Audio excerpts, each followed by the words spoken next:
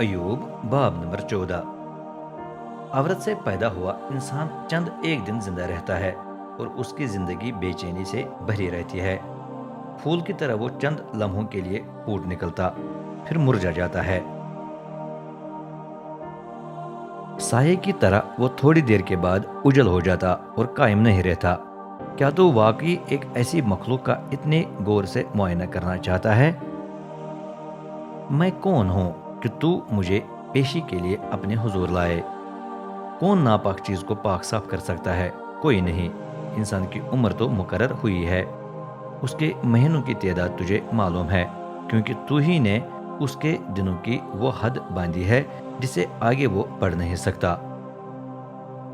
चनाचे अपनी निगाह उससे फेर ले और उसे छोड़ दे, ताकि वो मजदूर की तरह अपने थोड़े दिनों से कुछ मजा ले सके। अगर दरख्त को काटा जाए तो उसे थोड़ी बहुत उम्मीद बाकी रहती है, क्योंकि ऐन मुमकिन है कि मुड़ से कोंपलें फूट निकलें और उसकी नई शाखें उगती जाएं। बेशक उसकी जड़ें पुरानी हो जाएं और उसका मुड़ मिट्टी में खत्म होने लगे, लेकिन पानी की खुशबू सूंघते ही वो कोंपलें निकालने लगेगा और पनीरी की सी टहनियाँ उससे फूटने लगेंगी।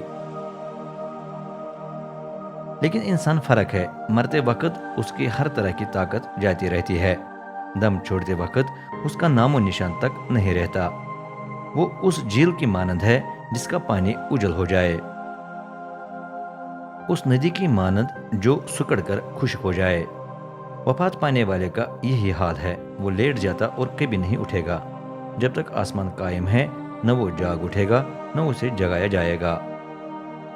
काश तू मुझे पाताल में छुपा देता, मुझे वहां उस वक्त तक पोशीदा रखता जब तक तेरा कहर ठंडा न हो जाता। काश तू एक वक्त मुकर्रर करे जब तू मेरा दोबारा ख्याल करेगा, क्योंकि अगर इंसान मर जाए तो क्या वो दोबारा जिंदा हो जाएगा? फिर मैं अपनी सख्त खिदमत के तमाम दिन बर्दाश्त करता, उस वक्त तक इंतजार करता जब तक मेरी सबकदोशी न हो जाती। तब तू मुझे आवाज देता और मैं जवाब देता, तू अपने हाथों के काम का आरजुमंद होता।